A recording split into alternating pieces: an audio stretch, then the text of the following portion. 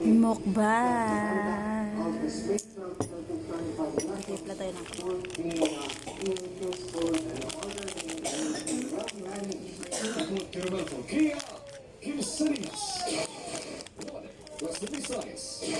ay! At syempre meron tayo dito. French fries. Mga balita sa Bacolod City, Katirang lugar sa West Visayas, mangyayin punta si Adrian Diaz. 80 pesos. Yes, sir, mga puso, Madam Mugid nga salamat. Bangkay sa babae na wala kasang pangidalong na ako na sapwan sa ginisagala sa mga sa barangay Matamang. Kape. Yan, balita ka itong dito to ka.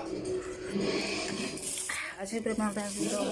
Isa presidente ang pagkindikibot sini sa Masagwan. Ang Sumay. bangkay sa babae sa Kinsantalan. Sakop sa Meron siyang Matamang kalamansi. sa Talisay City, Negros Occidental. Siyempre. Sunod sa oprisan, posibleng ginhalik Ayan. ang inisal ka. Mangugula na sa pang-idalong na panahon, posibleng ibus na inisal sa otoridad. Isa man na nato sa natanawang tipo hindi nato na biktima. Mahang siya. Ayaw. Tanan lang ayaw. Ayaw. Tanan lang ayaw. So, pag-abot sa aton na talisay sige mo, Ayos. try siya na Para bili na pagkain kasi sa kanya. Tikman lang. there's no sense of life. May Tikman lang. dugo sa iya nga bakbak. And Ulamin nila yun mamaya. some bloods. Kaya lang tinula yung ulam na namin.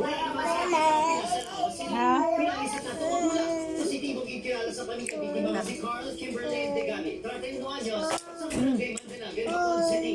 Ginapadaan mga sa otoridad kung konektado sa yung may pagpag-scam sa biktima ang pagpatay sa iya. May mga ginaistigahan naman kita, mga person of interest naman kita, ang ginagawa kung involved in this wala man sa legal na mga documents na ginareklamo niya. Ano siya? Oh. Upon checking her names sa mga social media accounts, sa kadami-dami nila sa mga nakita natin na involved siya sa scam. Mama, ibig daw ba, Mama? Dabaw? Dabaw, Mama, dabaw? Wala sabaw. Dabaw? Ano pa? Ha? French fries pa? Ta. Gipadulungan sa news team ang balay sa biktima kanina sa funeral homes. Kung sa name, di mapigayon ang autopsy apang nagpamaliban ang iya himanaka maghatag sa pahaya. Kaya nagkasiga ang Idrit Bretos. Western Visayas. Mga kapatid citizen nga pastor kag veterinarian tiro patay kasulod mismo sa iya salakyan sa pabiya iniya. Suspect ginapatian kilalaman sang biktima. Si John Sala nakatutok live sa barangay Anilaw, Pabiya, Iloilo. John?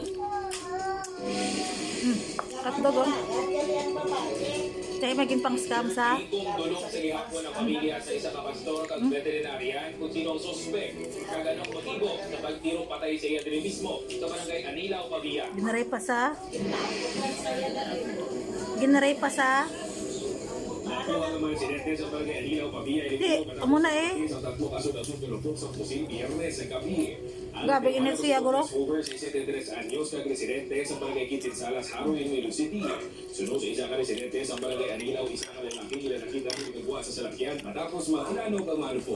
Ini sa karoon ang ginapatihan suspect. Well, wala sila na tao sa sunod sa auto. Ang hambal niya, ang isa nagsakay sa motor. Ngayon po, asang daw Bombay, Itsura. Sa CCTV footage ang barangay Kitinsalas, nakita ng salakyan sa biktima sa pagpauli silang balay 5:51 sa hapon. 6:23 sa gabi sa nagwa naman ang salakyan sa biktima sa Sa? kumpanya. Base Sa? sa report sa Pavia Police, Ha?